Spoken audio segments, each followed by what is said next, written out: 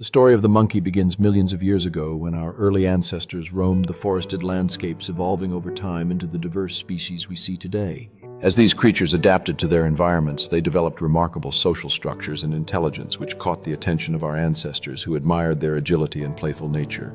Over time, the relationship between humans and monkeys grew deeper as early civilizations began to recognize their intelligence and even incorporate them into their myths and stories.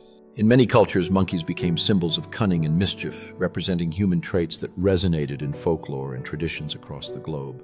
As time progressed, education about monkeys began to flourish, leading to greater awareness of their behaviors, habitats, and the importance of conserving their environments.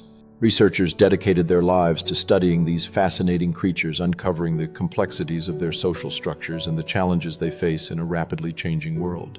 Conservation efforts have become crucial as awareness grew about the threats monkeys face, with dedicated teams working tirelessly to protect their habitats and promote their welfare.